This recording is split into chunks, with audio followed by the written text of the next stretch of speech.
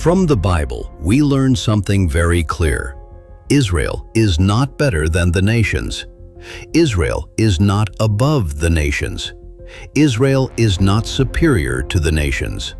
Israel is the vessel God chose to bless the nations.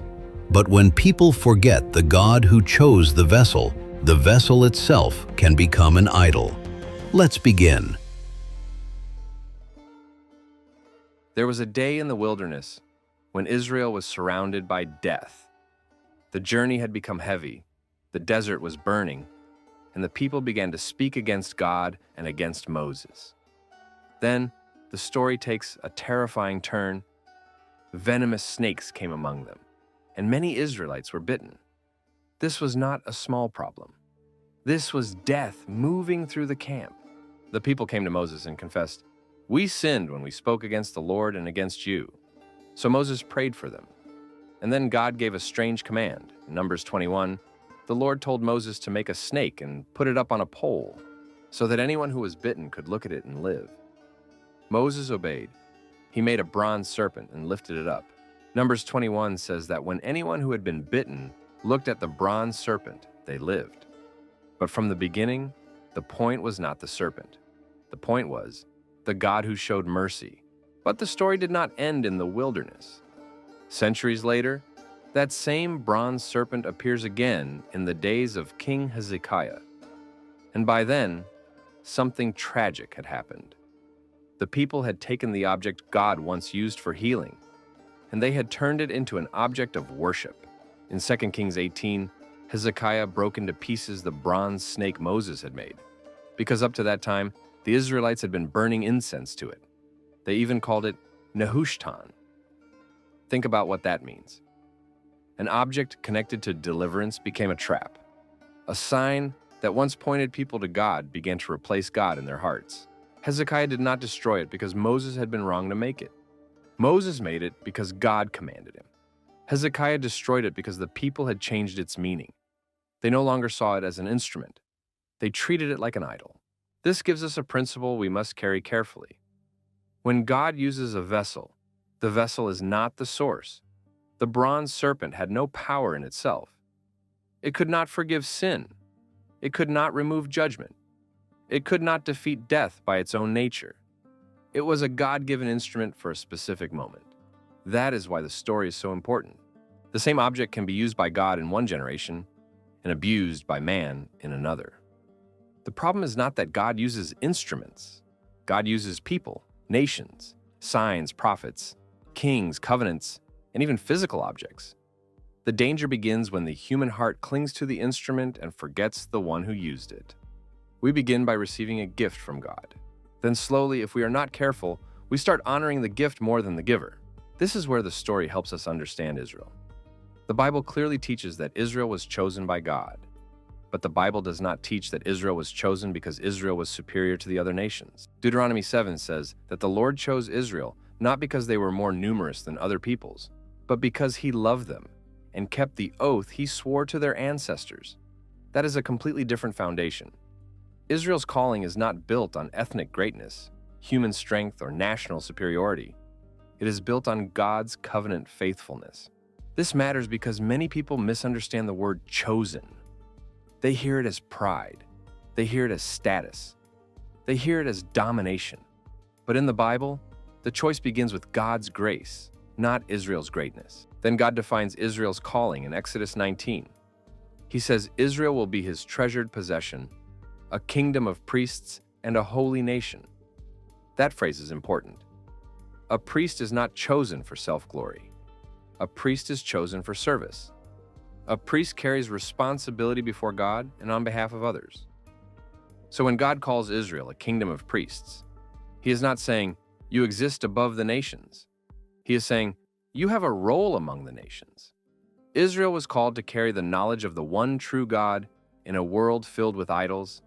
Israel was called to preserve the scriptures. Israel was called to guard the promises. Israel was called to be set apart, not as a monument to itself, but as a witness to the God who chose it. From the very beginning, the calling of Israel was connected to the nations. In Genesis 12, God told Abraham that all peoples on earth would be blessed through him.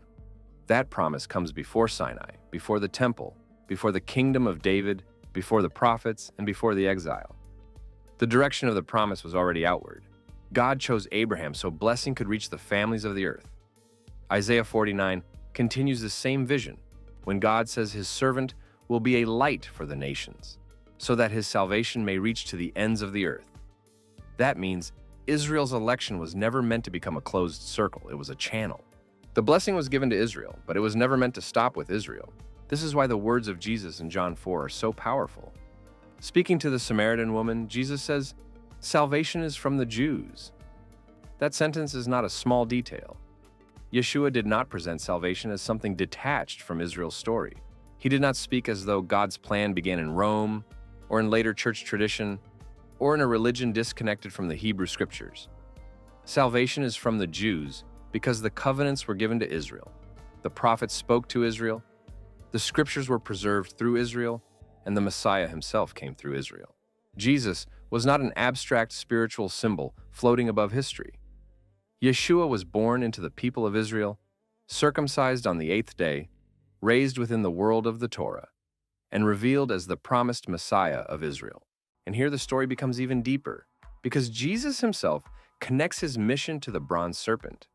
In John 3, he says, "Just as Moses lifted up the snake in the wilderness, so the Son of Man must be lifted up, that everyone who believes may have eternal life in him." That means the bronze serpent was never the final point. It was a shadow. It was a sign. It was pointing beyond itself to the Messiah. In the wilderness, the bitten Israelites looked and lived. In the gospel, the Son of Man is lifted up so that those who believe may have eternal life. The object in the wilderness could not save by itself. It pointed to the mercy of God. And ultimately, it pointed forward to the saving work of Yeshua. Paul understood this balance very clearly. In Romans 9, he says that to Israel belong the adoption, the divine glory, the covenants, the receiving of the law, the temple worship, the promises, the patriarchs, and from them is traced the human ancestry of the Messiah. Then in Romans 11, Paul warns Gentile believers not to boast over the branches. He says they do not support the root, but the root supports them. That warning is still needed. The nations are invited in by grace, but they are not invited in to become arrogant. They are grafted into a story that began before them. They receive the blessing of Israel's Messiah, but they do not get to rewrite the story as if Israel no longer matters. So here's the balance. Do not worship Israel, and do not erase Israel. Those are two opposite errors. One turns the vessel into an idol. The other rejects the vessel God chose. The prophets themselves prove that Israel is not above correction. They rebuked Israel again and again, because being chosen never meant being untouchable. But the apostles also prove that Israel cannot be removed from the story. The Messiah came through Israel. The covenants came through Israel. The scriptures came through Israel. The blessing to the nations came through Israel. So the biblical answer is not idolatry, and it is not replacement. It is recognition. Recognize the God who chose the vessel. Recognize the purpose of the vessel, but give the glory to God alone. So is Israel chosen to be superior? No. Israel is chosen for a purpose. Israel is chosen as a witness, a servant, a priestly nation, and the historical channel through which God brought blessing to the nations. Like the bronze serpent in the wilderness, the instrument matters because God chose to use it, but the instrument must never become the object of worship. The bronze serpent was not the healer. God was. Israel is not the savior. God is. And the salvation God promised has come through Yeshua, the Messiah of Israel, for the sake of the whole world. That is the biblical truth.